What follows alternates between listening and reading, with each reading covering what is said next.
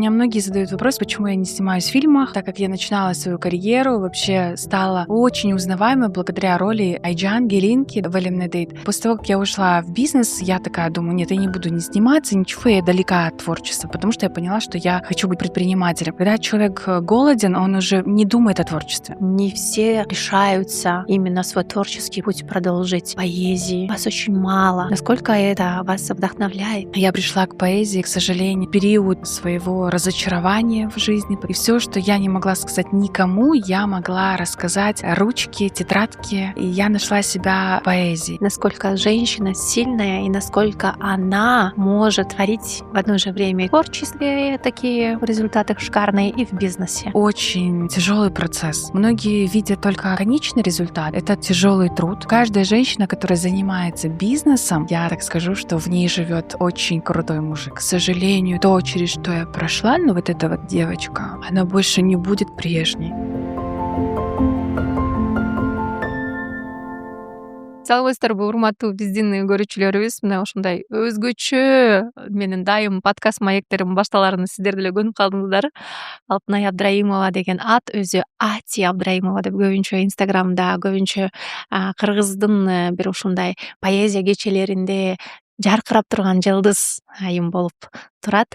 Бүгүн ушундай сонун айым менен биз эргүү алып, бүгүнкү күндө сонун маек курабыз. Анда эмесе биз баштадык.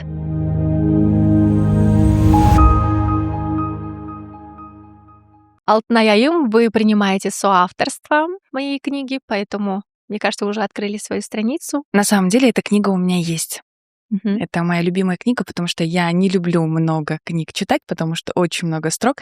А эта книга, она ассоциируется у меня с большой любовью и уважением к вам. Анжелику я знаю с самого детства, восхищаюсь и люблю. И для меня честь сидеть на этом подкасте и зачитывать эту цитату. Я еще раз повторюсь, эта книга у меня есть, и эту цитату я очень люблю. 137-я страница.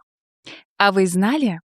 Только гибкость делает человека человеком. В любом случае я научилась склонять голову, прижимать руку к сердцу и улыбаться. Каждый камень — преткновение — это ступенька в будущее. Вау! Хочется Я- еще и еще и еще Да, попросить. Я вообще на самом деле хочу посоветовать эту книгу тем, кто, допустим, хочет самовыражаться в сторисах, да, сейчас же очень модно в Инстаграме, и каждый может найти свою цитату дня и писать мысли Анжелики. Заметили, да? Интонация, дикция. Сразу другое настроение появилось в нашей студии, будто поэзия, вечер поэзии, поэзия кечеси будто да Да, идёт. игривое настроение. Алтынай Абдраимова өзү кыргыз кызы, баардыгыбыз эле билип жүргөн актриса, ошол эле учурда көптөгөн өзүнүн окуучулары бар, көркөм окуу боюнча көптөгөн таланттуу айымдарга сабак берип келет. Бактылуу татынакай бир кыз, бир уулдун апакеси, бактылуу жуубай. Айтор, мен суктанган айымдардын бири бүгүн менин маегимде, менин подкастымда. Алтынай айым, ата энебиз тууралуу кичине айтып кетелик. Башында кыргыз тилинде учурашып кетсеңиз, анан бизге ыңгайлуу боло турган, балким орус тилинде улантып кетебиз маекти. Негизи биринчиден саламатсыздарбы, урматтуу көрүүчүлөр. Менин атым Алтынай Абдраимова. Кыргызча негизи сүйлөйм, жакшы эле сүйлөйм. Элемнедейтте келиндин ролун жараткам. Баары эле сурай берет, ушул эрке келин болуп, кыргызча сонун сүйлөп, эмнеге эле орусча сүйлөй бересиң деп. Анан ошол ата энебизди бул жака сурап атпайсыздарбы, ата энең кандай деп. Ошол ата энебиз негизи атам жана мамам деле кыргызча сүйлөйт, үйдө сүйлөйт. Анан мектепте эле баарыбыз орус тилинде сүйлөп калдык. Анан ошол поэзияны, ошол орус литературасын аябай сүйүп, мен ыр жаза баштайм. Ошондуктан ошол орус тилине көп мындай эме акцент кетип калган да. Ошондуктан бирок азыр аракетимди жасап жүрөм. Кыргызча дагы көп ырларды окуйм. Денем жөнүндө эмне деп айтып кетсем, баары сурай берет, ушул чыгармачылык жагың ата энеңден болуш керек депчи. Атам жана мамам деле чыгармачыл адамдар эмес, өкө тең электроэнергияда иштешет. Анан чоң апам биринчилерден баштап ошол Меликан Козубекова деген СССРдын биринчи комуз черткен айымы болуп чыккан, чоң энем. Анын атында Таласта мектеби бар, Меликан Козубекова атындагы мектеп.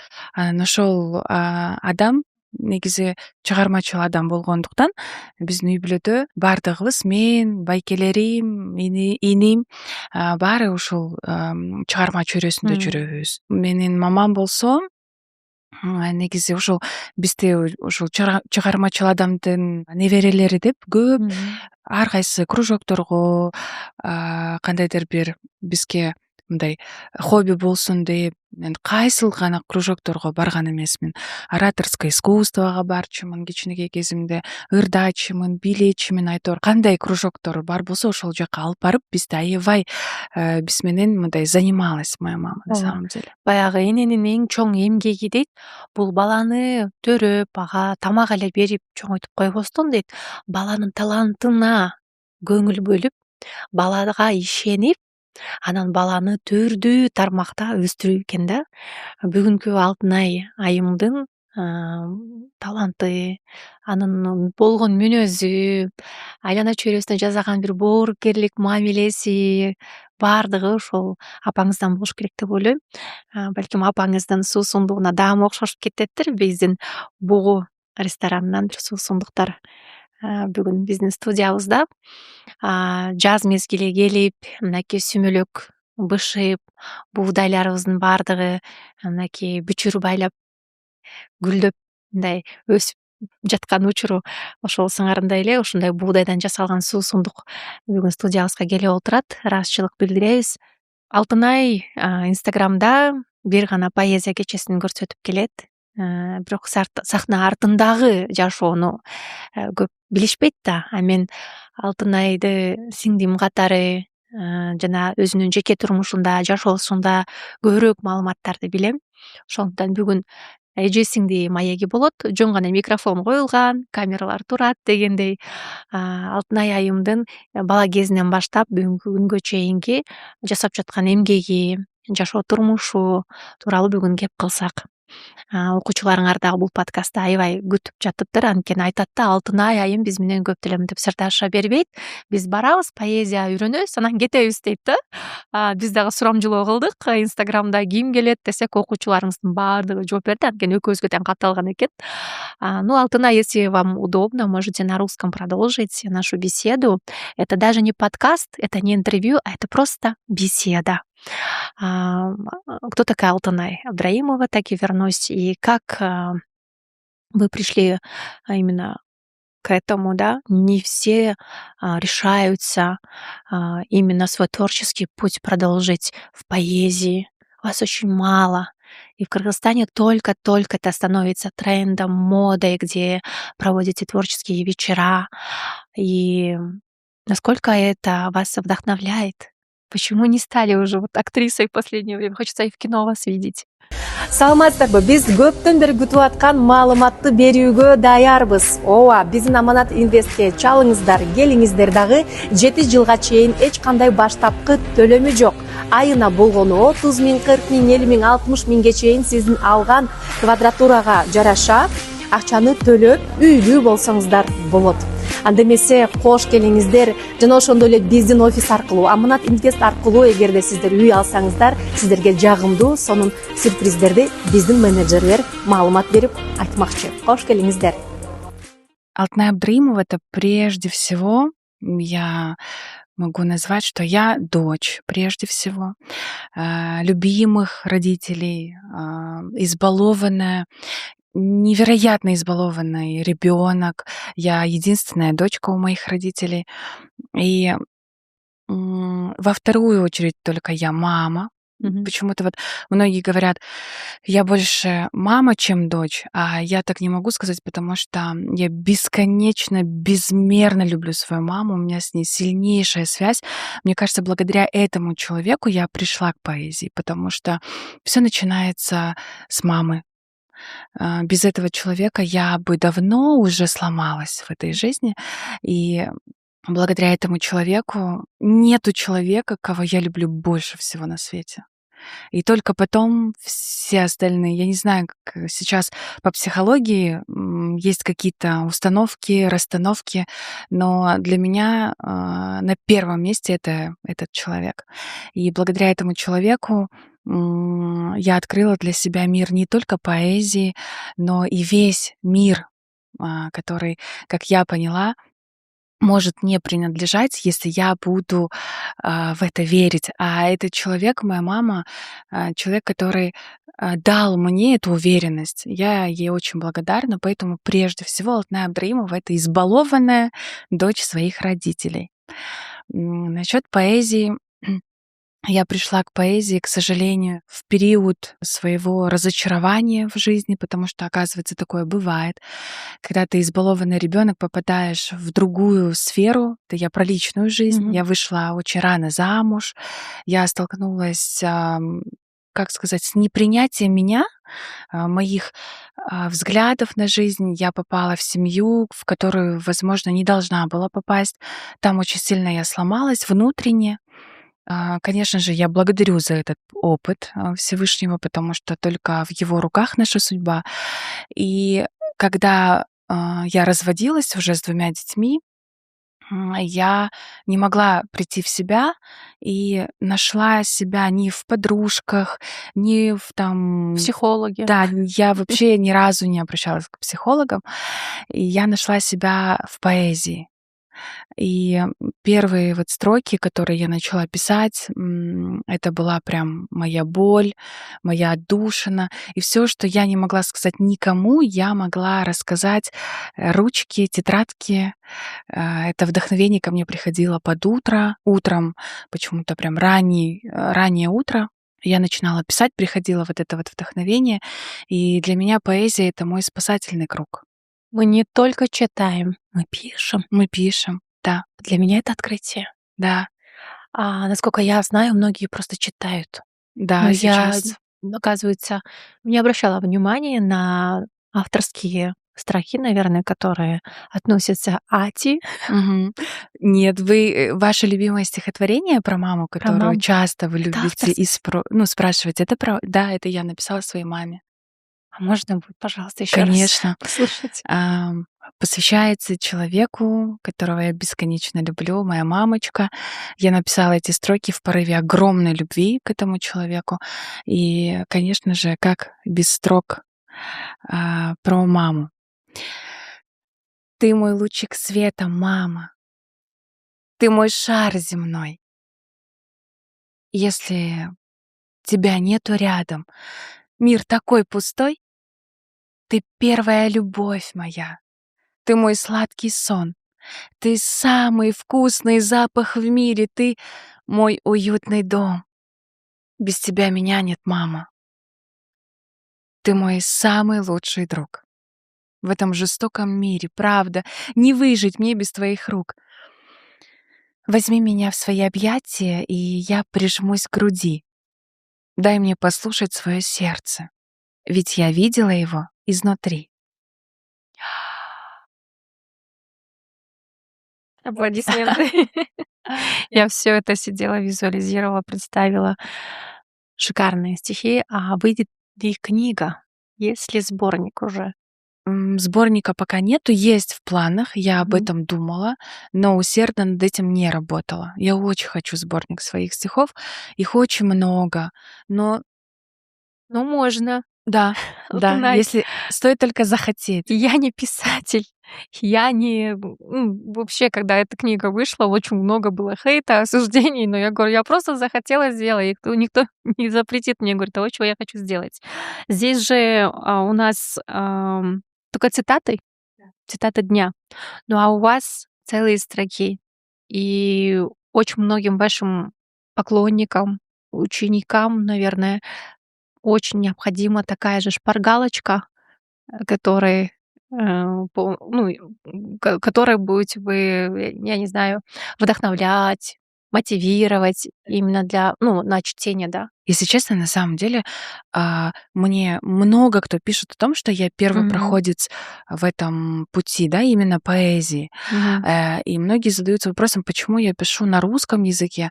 Я думаю о том, что вот я часто говорю о том, что есть писатель, ну, всеми известный, вообще всему миру известен, да, Чингиз Айтматов.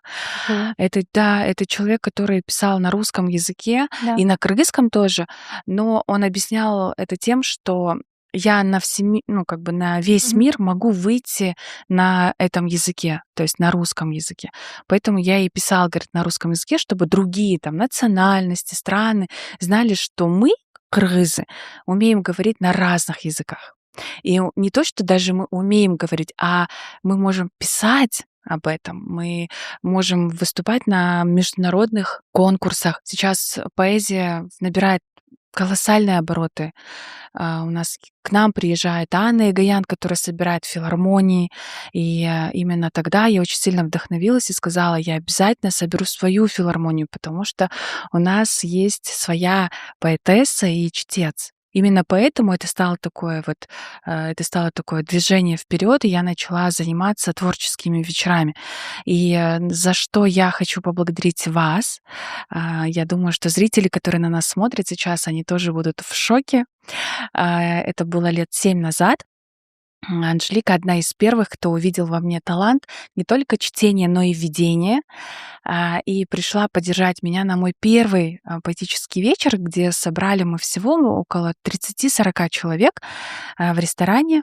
И когда пришла Анжелика, все были в восторге, потому что и я как бы перед другими была такой на другом уровне, так скажем, потому что ко мне пришла сама Анжелика, за что я вам очень благодарна. Я часто говорю, многим говорю о том, что мой талант когда-то увидели одной из первых вы. И вы во многом вдохновляете не только меня, но и многих людей. Я не знаю, знаете вы об этом или нет, но это так.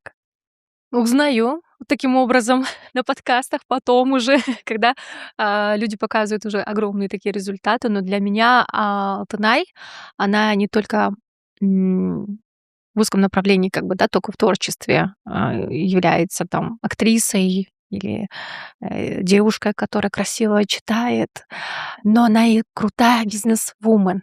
Я Алтынай больше знаю как человека-руководителя, как она своими руками лепит вкусные пельмешки, самсы, как она вкусно еще нас кормит. Вы, наверное, не знаете, что за прекрасным брендом, кыргызским брендом «Адал», стоит вот целая команда «Алтынай».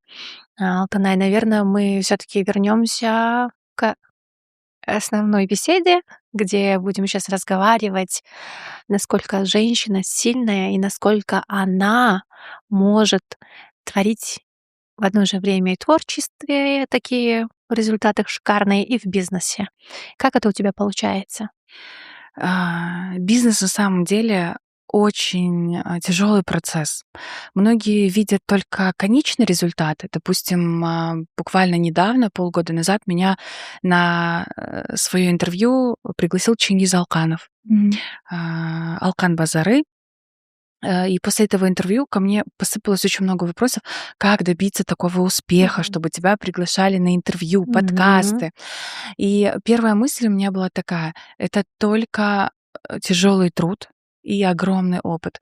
Многие воспринимают бизнес легко, потому что судить и сидеть у себя дома, смотреть со стороны на экран, людям кажется, что как бы люди начинают завидовать результату, а пути никто, как бы, к сожалению, не завидует. Тот путь, который я прошла, он адски тяжелый труд. Это были и такие, знаете, падения, от которых у меня до сих пор остались глубокие шрамы. Ам, это предательство, это команда, которая может в какой-то момент тебя подвести, такое тоже может быть. Это когда твой бизнес может уйти в ноль, в минус, и когда ты начинаешь тянуть на себе весь процесс и вообще само производство — это очень тяжело, особенно когда ты женщина.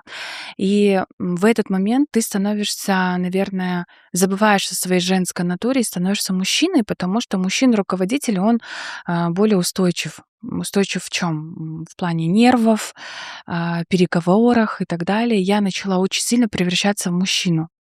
Вот, я начала вот это в себе замечать. Поэтому каждая женщина, которая занимается бизнесом, я так скажу, что в ней живет очень крутой мужик. Абсолютно могу сказать, это правда. Потому что заниматься бизнесом может не каждый. Каждый хочет заниматься бизнесом. Но стать предпринимателем, бизнес-вумен может 20%. Потому что в моем окружении, к счастью, есть девушки, которые занимаются предпринимательством, но зачастую многие женщины предпринимают, ну как это можно сказать, предпочитают найм, то есть в найме работать. Мгм. И я им завидую, я очень часто им завидую. Потому что они не рискуют, у них, поставленная зарплата, определенные есть вещи, которые они должны сделать, но при этом нету риска, пропадут твои продукты, Да, продастся ли товар или нет. То есть здесь уже рискует уже нет какой-то руководитель. ответственности, да. Да. Ну, я видела лично, как ты делаешь закупы. Это мясо правильное, халяльное мясо, Да, это, продукт. кстати, очень Это тяжело. надо так, чтобы, то есть, работает в цехе же не роботы. Да, Это контролировать нужно качество так, чтобы все они были одного размера, красивые, еще упаковать таким образом. Все же в бизнесе, насколько нужно предпринимателю выделять деньги на рекламу? Насколько это важно было вот в твоем случае? моему бизнесу в этом году исполняется 8 лет. Мгм. А, Бизнес, который строится на полуфабрикатах, он очень выгодный бизнес. На самом деле очень выгодный бизнес. Но туда нужны хорошие вложения и инвесторы. Ам, Мы сейчас наступаем на пятки большим-большим корпорациям, но из-за того, что нету финансирования такого, какого я бы хотела, мы и от них отстаем.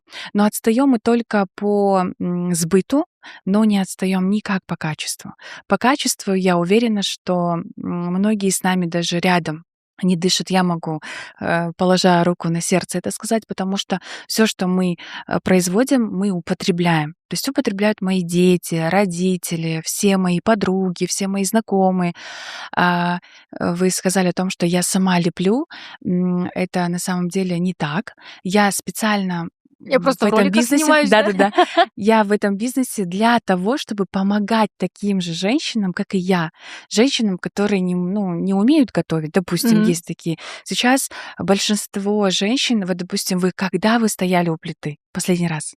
Ой, когда хочу, Вот. честно. Вот когда захочу, и прям вот, должно быть огромное желание. Да, и время. И А время. время на Да. данный момент — это самый бесценный ресурс. Самое дорогое, что. И наши полуфабрикаты, и не только мои, да, полуфабрикаты, которые есть на рынке, это самый часто употребляемый продукт. Представляете, и вот я постоянно анализирую рынок. На первом месте у нас бич-пакеты — это вот эти вот быстрая еда быстрого Мгм. приготовления, рамены всякие. И на втором месте, как вы думаете? Замороженные. Замороженные полуфабрикаты. Мгм. Пельмени стоят на втором месте. Рынок такой огромный, и когда на втором месте стоят пельмени, значит, за этим что-то стоит. Это значит, что у женщин, у мам нет времени готовить. Если раньше, допустим, 8 лет назад мы продавали и сбывали какое-то количество, там, в день мы производили, да, там, 100 килограмм, там, до 50, там, до максимум до 100. Сейчас нам необходимо, чтобы накормить своих просто постоянных покупателей, нам нужно в день производить как минимум тонну. Мгм. Представляете, продукции. Это огромная ответственность. И рынок полуфабрикатов тоже пустой. Всё же, Адал Тамак, Да. Адал бренд. Вопрос был такой, что инвестиция была именно по продвижению на рекламу. Насколько? И с вашей же только стороны или это какое-то вложение? Потому что многие, почему я щас спрашиваю, задали вопрос, конечно же, Алтынай Абдраимов, конечно же, в окружении одни звезды, конечно, наверное, ей помогли в рекламе, но лично я и не рекламировала. Лично я вот, именно в пути как бы бизнеса Алтынай не помогала. Возможно, в творчестве там поддержала, там была зрителем, там могла репостнуть, но мы мало видим на твоей странице твой бизнес. Почти процентов, наверное, 20-25, может быть, ты только так занавеску открываешь и закрываешь. Это касается, вы очень тонко заметили и правильно заметили, что бизнеса на моей странице мало. Почему такое происходит? Потому что как только я загружаю классный контент, вот у меня есть рубрика с мужем, там, собираю мужа-летчика на работу, он набирает такие колоссальные, миллионы просмотров, там, 300 тысяч Покормить просмотров, пельмешками да, его еще. и как только выходит такой вот ролик, у нас идет ажиотаж. То есть в основном у нас продукции не остается, то есть нам не хватает. Не Да, хватает. поэтому, когда я начинаю говорить о своем бизнесе, и в моменте, когда я начинаю все загружать, и моя аудитория смотрит, и в этот момент они хотят купить, то есть я получаю уже обратную реакцию. То есть если раньше мы работали над тем, чтобы сбывать продукцию, сейчас мы работаем над тем, чтобы не сбывать ее так активно, потому что не хватает. Во-первых, не хватает рук, во-вторых, не хватает объема. То есть у нас 250 квадратных метров цех. Больше 20 сотрудников. Но для того, чтобы производить больше, мне нужно, чтобы цех был больше и чтобы было больше сотрудников. Поэтому бизнеса так мало. Поэтому так мало мы и яро продаем. Так вот вопрос. К чему? Я все же хотела. Сколько я трачу на рекламу? Сколько ты зарабатываешь и вдохновляет ли тебя эта сумма? Вот как я в бизнесе Вообще, хочу разбор просто да, сделать. я не могу говорить о сумме, которую я зарабатываю, потому что для нас это Вот цифры не коммерческая важны. тайна, да. Удовлетворяет ли? От 1 до 10 можем Мне просто кажется, диагностику если тебя сделать. начнет удовлетворять, сколько ты Да. зарабатываешь, это очень плохо. Конечно же, нет. Цифры никогда меня не станут удовлетворять, потому что человеку дай 1 000 000, он завтра захочет 2.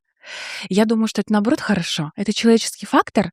Говорят, вот дай руку, дай мне там пальцы, мы хотим руку откусить. Наш человеческий инстинкт, я не знаю. Я могу сказать, что хватает, но не удовлетворяет. Мгм. Можно, конечно, больше. Тогда остается такой вопрос. Для чего тогда вам нужен этот бизнес? В первую очередь этот бизнес кормит не только меня, он кормит очень многих людей на протяжении 8 лет. И когда за 8 лет у тебя образовалась еще одна семья, которая без тебя никак не обходится, вот представляете, я могу иногда вот ночами не спать, потому что я знаю, что есть Айнура, которая у меня там лет 8, и если я ее оставлю без продукции в пятницу, ее вся семья остается голодной, потому что она уезжает на командировку, и она знает, что ее дети закажут там полуфабрикаты и покушают, допустим. И этот бизнес для начала, он, конечно же, для меня самой, потому что я сама являюсь потребителем этой продукции, и для тех, кто ее любит. И, конечно же, я знаю, что мы будем масштабироваться, но я очень жду и молю Всевышнего, чтобы к нам пришел очень какой-нибудь крутой инвестор, который сам попробует и скажет: Алтынай, давай завод маленький, я не знаю. То есть у меня большая вера в свое Все же дело. есть в планах, да, масштабироваться, Конечно, расширяться, конечно. значит, можем показать вам полностью все эти цифры только тому человеку, который заинтересуется, отдал Тамаку. Да. Пишите. После данного подкаста, мне кажется, очень много будет людей, которые захотят попробовать, в том числе и я такая, да, многие продукты я еще не пробовала, честно говоря, которые вы выпускаете. И инвестор будет, конечно, смотреть на, наверное, сегодняшнее состояние бизнеса, сколько он приносит и насколько мы должны его как бы удваивать или там на 5x, да, вытаскивать как бы бизнес в деньгах, скажем. У нас сейчас передо мной стоит задача, перед тем, как находить инвестора в Кыргызстане, сейчас ко мне поступает предложение это сделать в Америке. Представляете? Допустим, Франшизу открыть. Да, франшизу открыть. С чем это связано? У нас в Кыргызстане много где можно поесть вкусно. Ну, вы, наверное, со мной согласитесь. Да. У нас У нас каждая... везде вкусно Да, в у нас везде Кыргызстане. вкусно. Вот у Чем нас я ресторан похвастаюсь? Бугу. там вкусно, у нас Да. есть очень много других общепитов, да, везде очень вкусно.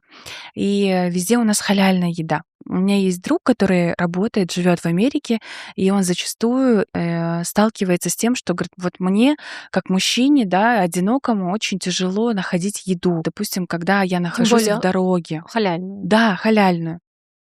И у него есть своя команда, которая находится там тракисты, допустим, да, и они выезжают, закупают еду, им хватает как бы на 3-4 дня, максимум на неделю еды. И они бывают в такую зону заедут, где уже еда недоступна. Или же еда может продаваться, ну, не халяльная. И как раз-таки он, попробовав нашу продукцию полуфабрикатов, он у меня спросил, он говорит, мне так вкусно, сколько, говорит, срок годности полуфабрикатов? На что я ответила, что на срок годности от 3 месяцев до 6 месяцев, если хранить при правильной температуре в заморозке, так она еще и полезна. То есть при нашей заморозке, при правильной заморозке мясо выделяет свои свойства.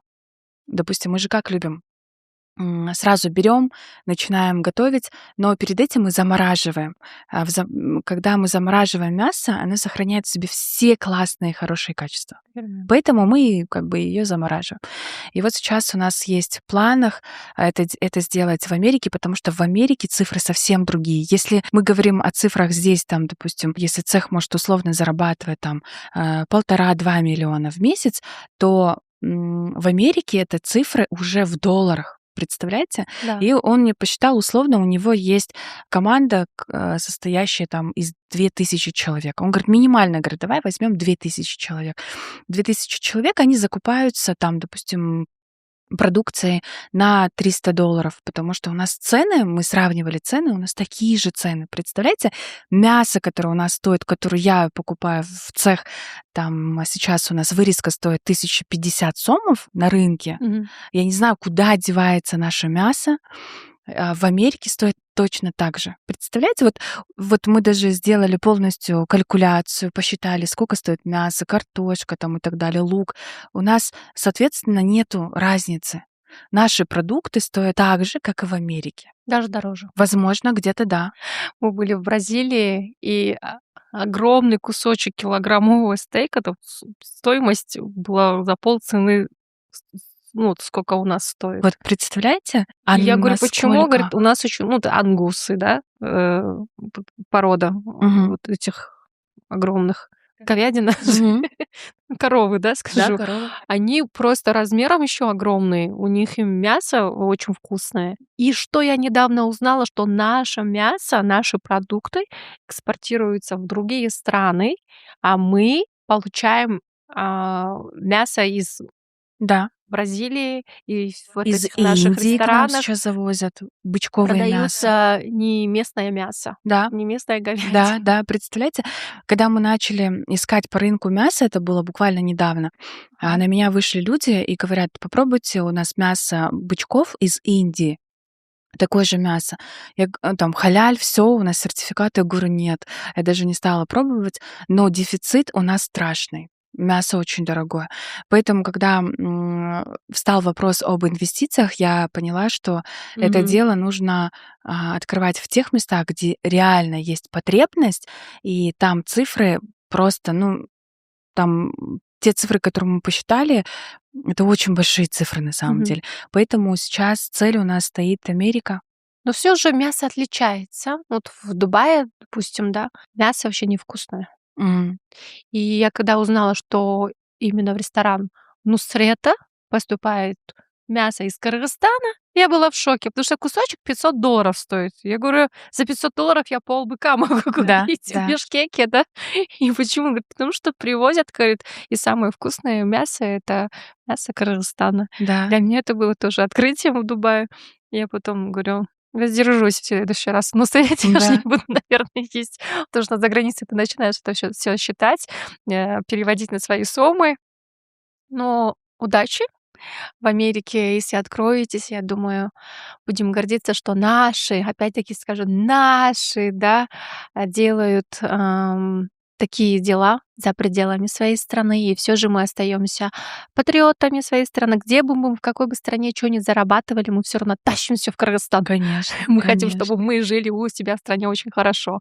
И по себе я знаю, что всегда я мечтала жить в самом лучшем доме в Кыргызстане, на самой лучшей машине ездить в Кыргызстане. Да, Да. да. Башка өлкөнүн кулу болсоң да өз өлкөңдө хан бол деген бар. Бизде анан буюрса кулдай иштеп жашпыз азырынча. Надо работать, и не только в Америке, я думаю. Давайте открываться и в Дубае, открываться по России. Да, И это все возможно. да. Когда мы начинаем разрешать себе и ставить систему правильную управления, да, и масштабироваться правильно, опять-таки, сделав правильную франшизу, мы всегда будем в плюсе. Я к тому, что Алтынай Айым, я так представляю, да, в Америке а, поставила свои бизнесы, Адал Тамак, и еще проводит свои вечера поэзии, Поэтические. да, и туда так Анжелика приезжает, плюс туда еще Менечкимде мунчак сагын багам творческий вечер добавляет. И я это уже визуализирую, сейчас уже представляю, Кудайым буйруса будет, да, Да, Алтынай да. Айым, да. И Если вы говорите, это обязательно будет. очень много сейчас наших в Америке. Да. Недавно я была в Чикаго, собрала около 300-400 женщин, у меня женский бал был.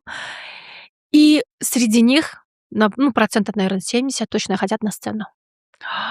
У многих, оказывается, есть гештальт, которые не закрылись, хотят просто выходить на сцену. Говорить. Вот, да, по ораторскому искусству хотят поработать. Приезжайте, говорит, оставайтесь, говорит, на месяц хотя бы, говорит, поработайте с нами. Я говорю, я вернусь с Алтынай. Да. Да. Вечера не хватает им поэзии, потому что все-таки, когда человек находится за пределами своей страны, он очень вдохновляется нашей музыкой, э, нашими людьми, которые приезжают. Төкмө акындар болсун, да, айтыш болсун, рэперы наши, да, и они говорят, что все же, говорит, прекрасно, когда есть возможность одеть свою национальную одежду, пойти, говорит, на кыргызском с кем-то поговорить, кыргызскую еду, говорит, покушать, и вообще себя почувствовать, говорит, где-то далеко, говорит, как в своей стране, говорит, на один день. И за пределами Кыргызстана были ли где-нибудь у вас творческие еще вечера?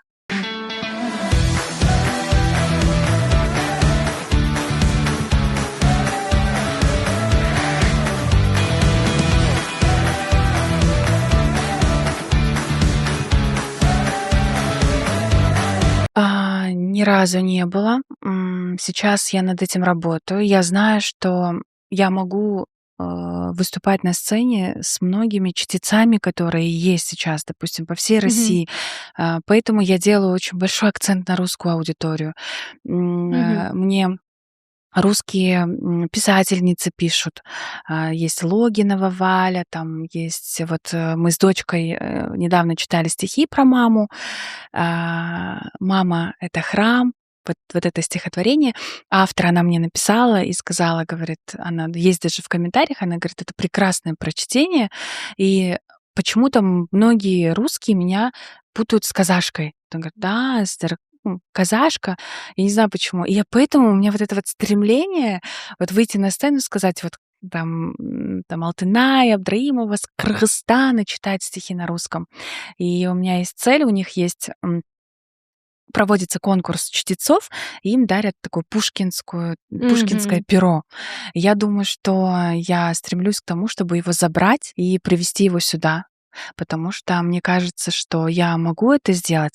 И, знаете, когда я открыла курсы поэзии, речи, по ораторству, по наставничеству именно по речи, я поняла, что у нас очень много девушек, которые читают стихи, не только читают, пишут, но их только нужно было раскрыть, подтолкнуть и показать, как нужно это делать. Потому что в школьной программе нас учат, допустим, читать стихи определенным образом, да, там «буря мглою небо кроет» и так далее. Но когда ты начинаешь писать, ты понимаешь, что это история какого-то определенного человека, и мы не говорим «смотри, как я читаю». Мы говорим посмотри, какое красивое стихотворение.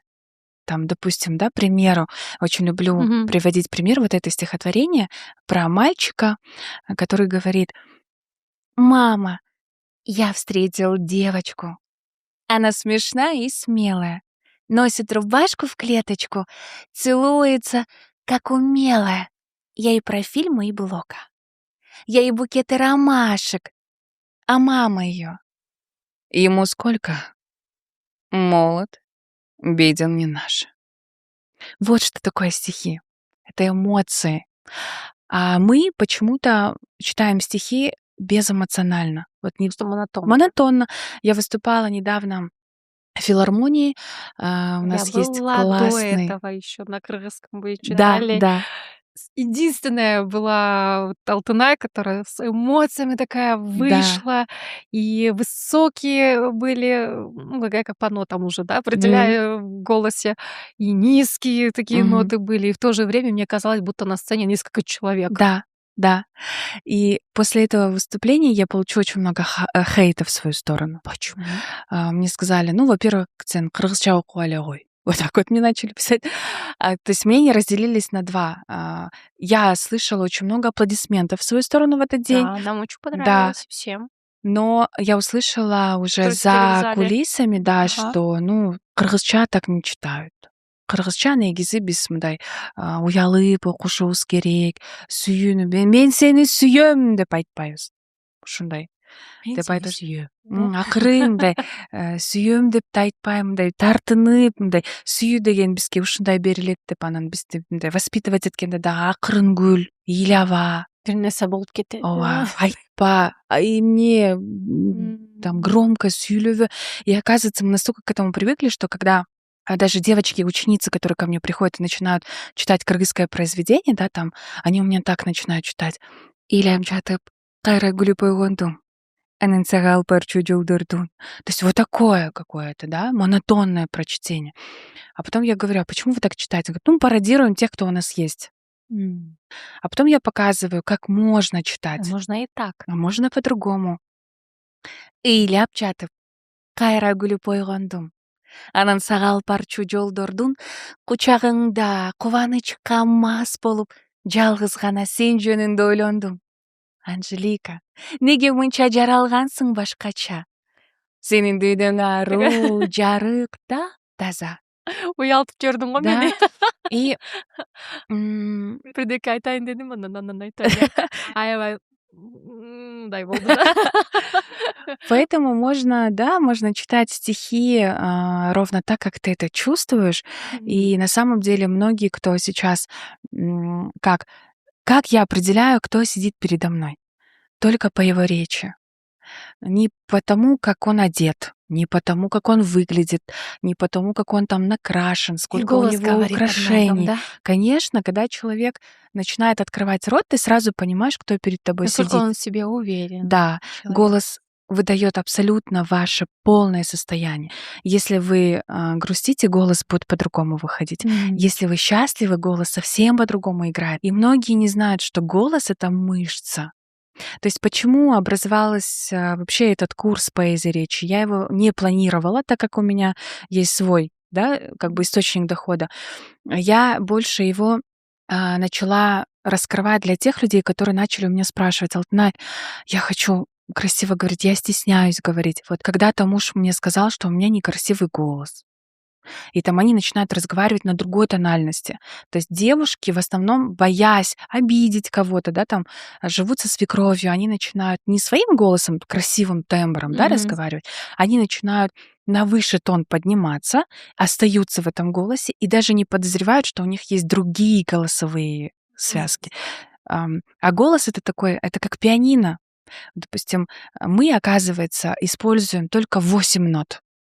А у клавиши, у пианино 88. Мы можем использовать все 88, если мы натренируем мышцу голоса.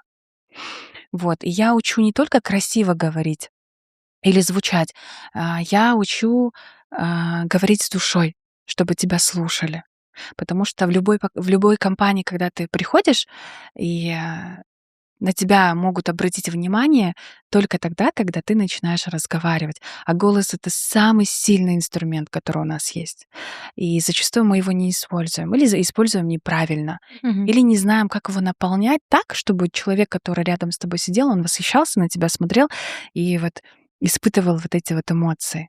Поэтому мы как бы преподаем не только ораторское искусство. Ораторское искусство — это мотора речи, риторика речи, а поэзия, она душа. То есть мы соединили ораторское с поэзией, потому что через поэзию легче передавать эмоции. А если я буду своих учениц грузить только какой-то программой мотора речи, там мы будем каждый день говорить скороговорки, им это неинтересно. А в основном к нам приходят девушки, женщины разных возрастов, которые хотят удовлетворить своего маленького ребенка внутри. Вот вы же сказали, оказывается, многие хотят на сцену.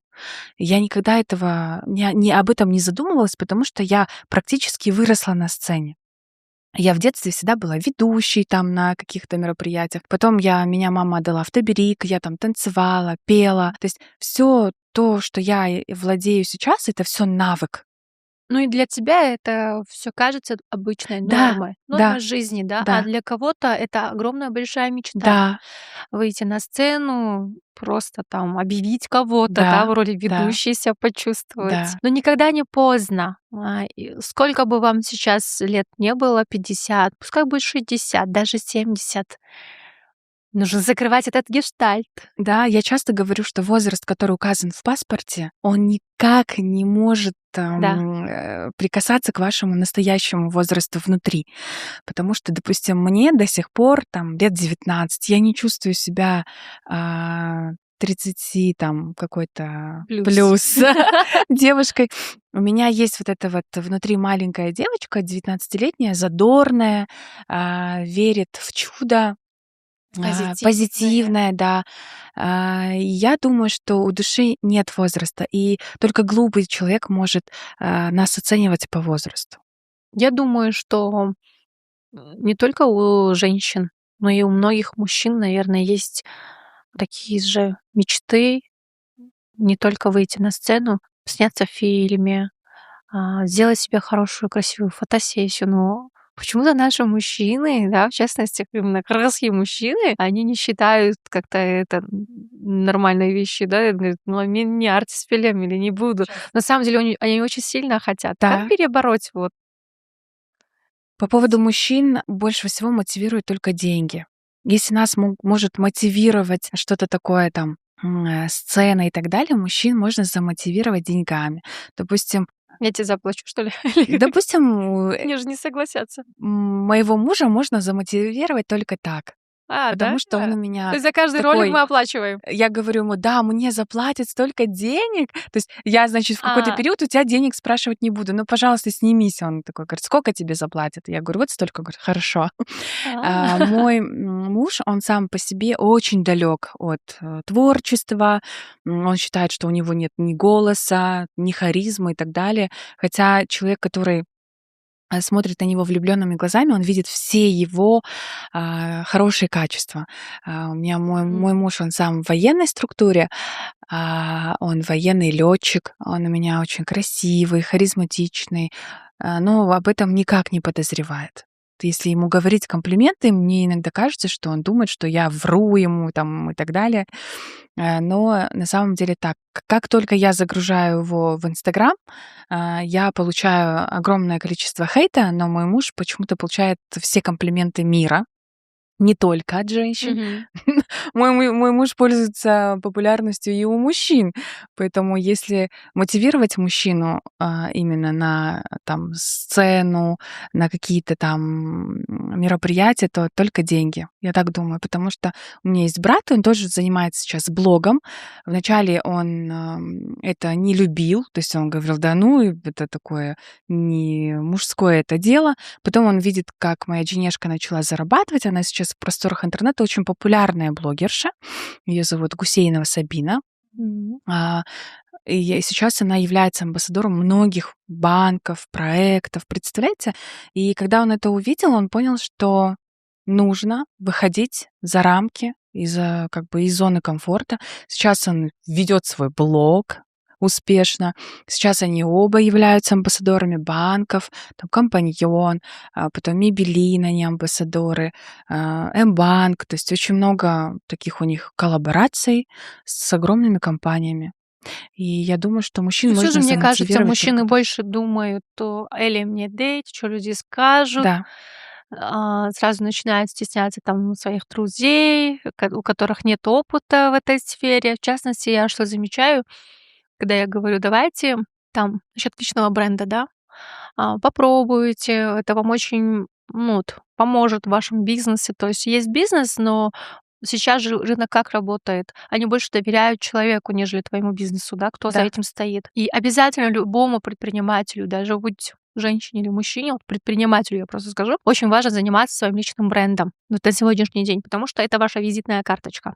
Раньше, помните, мы как вот ходили на конференции, там обменивались визитками, да, Да. а сейчас вот так, там QR-код выходит, то есть в Казахстане это нормально. Если ты выходишь там на сцену или там являешься партнером, то обязательно должен быть QR-код твоего инстаграм-аккаунта, даже ватсапа и телеграм-канала. Мгм. То есть это нормально, потому что люди, которые видят тебя, видят твою деятельность, твой бизнес, они должны подписаться и коннектиться сразу. М. И таким образом коммуникация в первую очередь сейчас вот важна на сегодняшний день, потому что мы что делаем? Мы ищем только тех людей, которые так еще осмеливаются выйти, рассказать о себе, а, и ну, которые могут поделиться еще секретами вот, своего успеха, как до этого тоже рассказали, Да.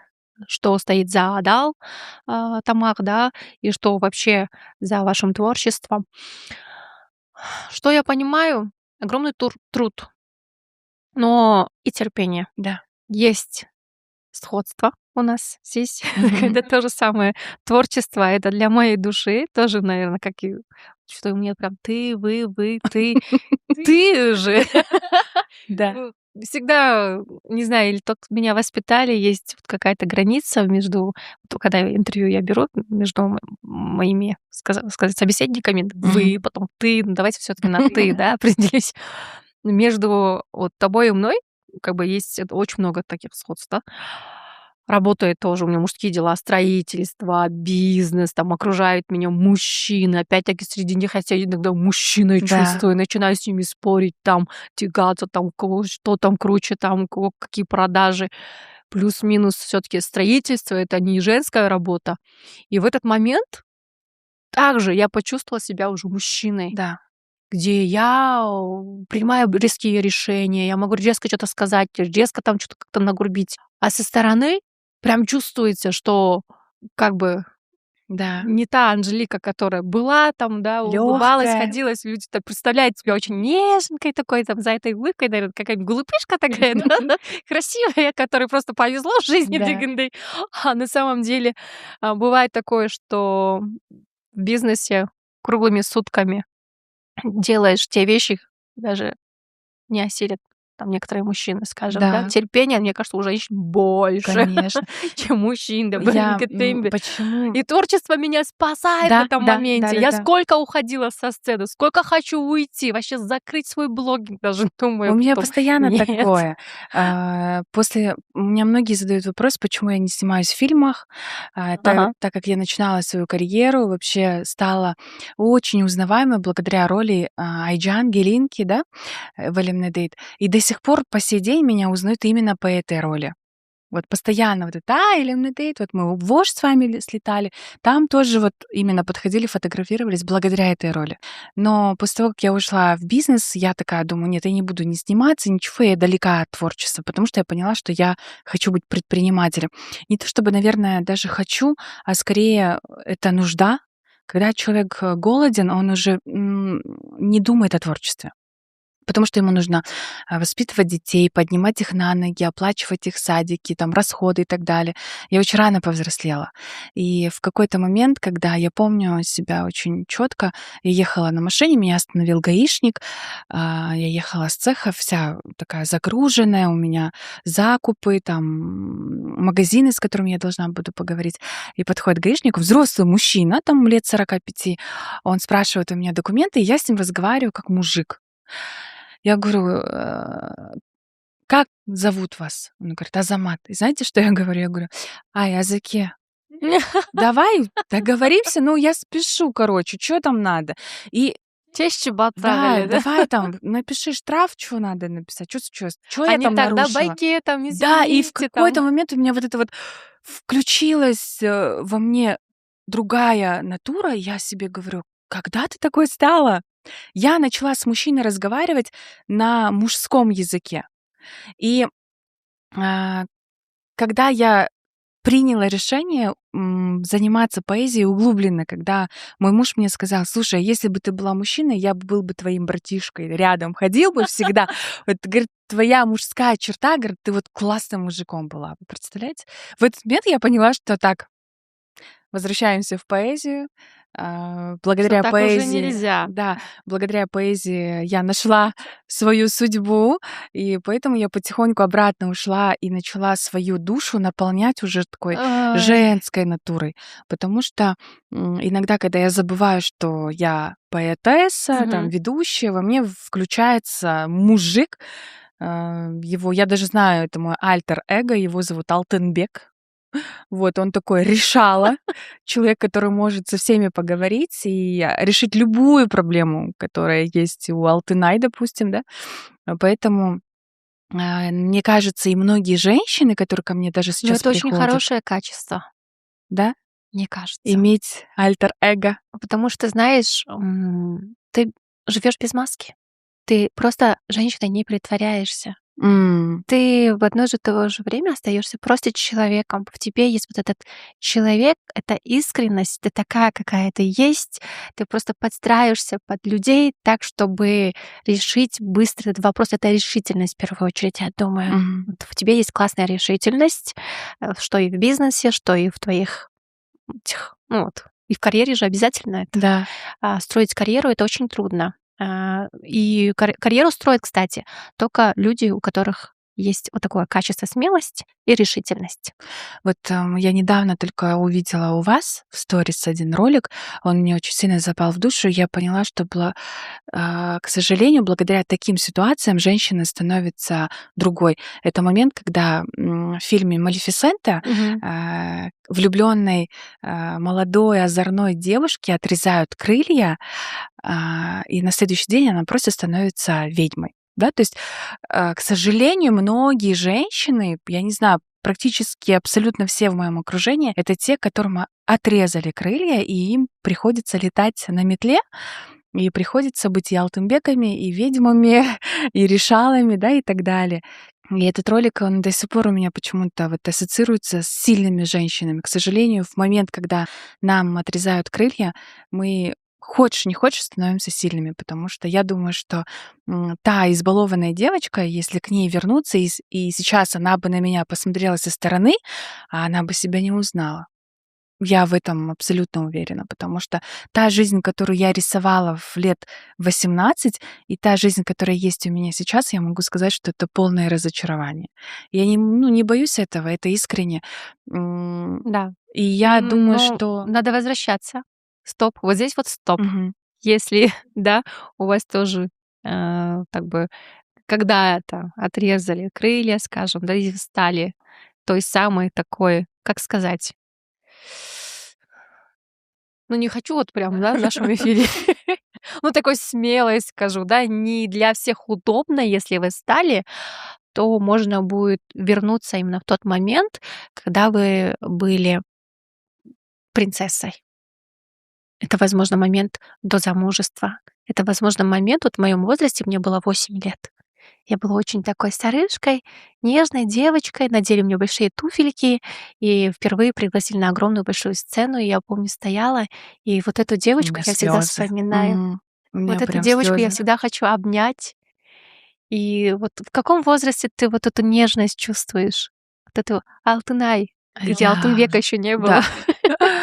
да, у меня слезы наворачиваются, потому что, ам, к сожалению, то, через что я прошла, ну, вот эта вот девочка, м, она больше не будет прежней. Ну, к сожалению, это так. Будет, будет. Вот. Она есть, она в тебе есть. Мне бы очень хотелось, Ну вот капец, вот эмоции, да.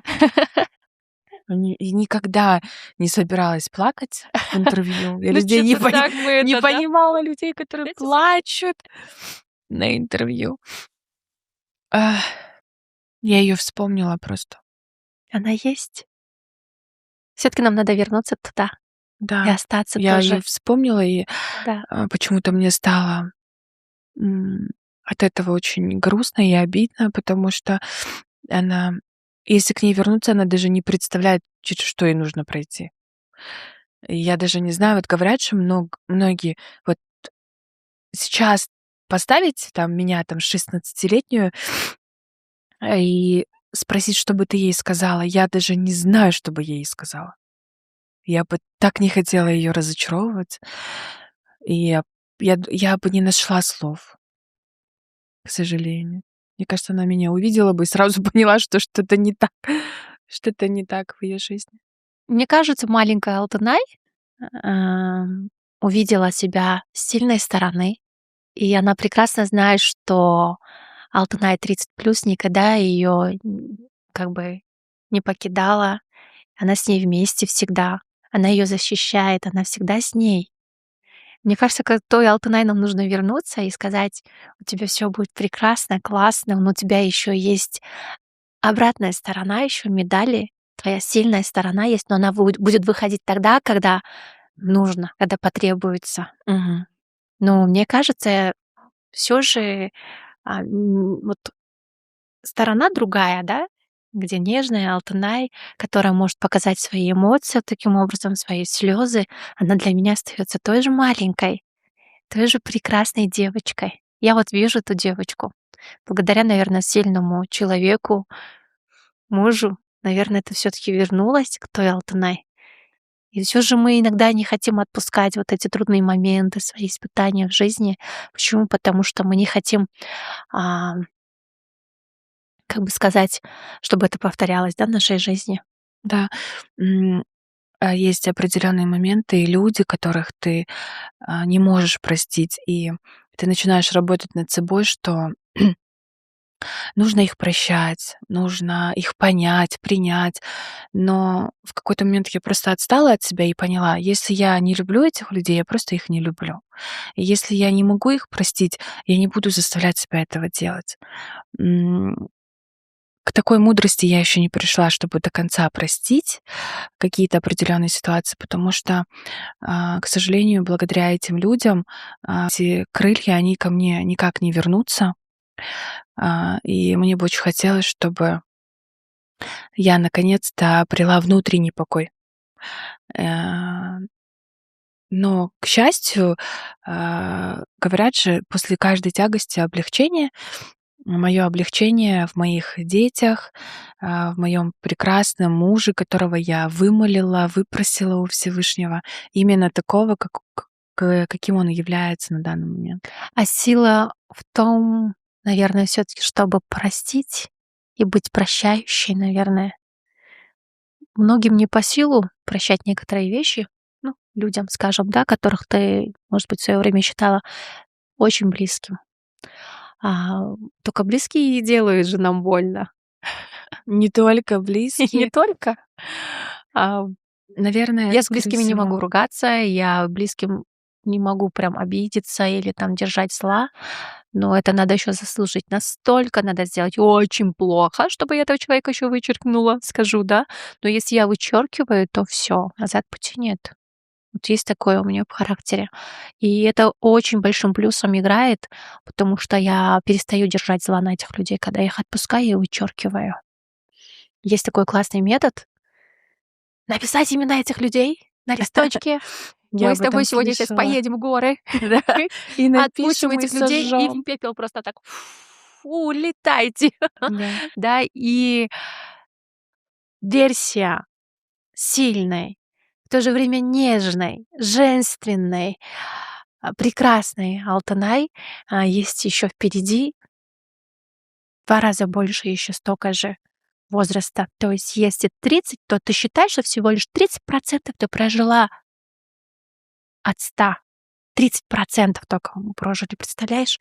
Есть еще и половина, мы даже до половины еще не дошли. И мы не должны никому обижаться, и еще мы должны учиться с каждым днем становиться лучшей версией себя. И вот представляешь, мы на 30-ке вот здесь только находимся. Не вот здесь даже. Поэтому это только начало, жизнь только начинается, Латыша. И наша беседа, мне кажется, очень многим нашим женщинам Кыргызстана и не только, наверное, понравится, надеюсь. Напишите в комментариях, что вы получили для себя полезного, и какие у вас вопросы есть лично ко мне, к Алтынай, да, и мы обязательно продолжим эту беседу у меня дома, мы будем лепить пельмешки, а еще и с детишками, потому что продолжение моего подкаста, чуть-чуть занавес открою, да, будет очень эксклюзивно, необычно. В гостях у Анжелики будет тоже продолжение. Я очень жду. И до этого времени мы лично, наверное, еще поиграем с Алтынай, с ее командой в трансформационную игру «I am бренд» и «Я бренд». Мы должны стать еще лучшей версией себя. Да. Я верю в тебя. Спасибо большое. У нас всё Я получится. очень благодарна за это время, выделенное вами. Я знаю, что у вас каждый час он расписан. То время, которое вы уделяете людям, я знаю, какой вы человек, искренний. И я не ожидала, что вы прекрасный интервьюер, потому что я была на разных интервью. По-моему, я первый раз плачу. В душу вы умеете заглядывать еще как, я не знаю. Поэтому я вам желаю прекрасных героинь. Я хочу, чтобы этот подкаст, он продолжался, он рос, и вот таких книг, как 12, будет все больше и больше. И сегодня, представляете, символично 12 число. И я подумала, что это, наверное, действительно судьба быть с вами в вашу любимую дату и сниматься с вами на подкасте. Для меня это большая гордость, честь. Я хочу вас поблагодарить за это. Спасибо, Алтынай. У нас есть еще и подарочки для наших зрителей, для наших подписчиков. Кстати, в соавторстве выйдут несколько рилсы от нашей студии Нахта подкаст. Ребята обещают 10 рилсов, поэтому для ленивых скажу, да, для тех, кто не хочет по ссылке переходить на YouTube и полную версию смотреть, у кого нет совсем времени, будут классные конкурсы под каждым постом. И если вы все-таки с нами на нашем канале, на YouTube нашем канале, посмотрели вот прям до вот этой секунды, минуты, значит, какое-нибудь слово давай спрячем. Давайте. И пообещаем, наверное, целую корзину Аладал Да, Тамак. целую корзину на неделю, Да, запас. на вечер, наверное, еще пригласим Да, поездить. с удовольствием. Самую-самую счастливую. Подарю лично книгу и нашу косметику от Анжелика бренд. Самый-самый той. Какое секретное слово? Поэзия. Поэзия менин жүрегім. Да. Прям так, Да. да? Поэзия менин жүрегім деп комментарийге келіңіздер, жазсаңыздар. Арасынан таңдайбыз жеңүүчүнү, мы выберем ту самую. Если вы дошли уже до этой минуты и напишите секретное слово «Поэзия менин жүрегім». Поэзия — моя любовь. Нет, мое сердце. Мое сердце. Сүйүүгө кетип калдым мен. И давайте любить любовью. Сүйүүнү сүйүү менен сүйүш керек. Көрүшкөнчө.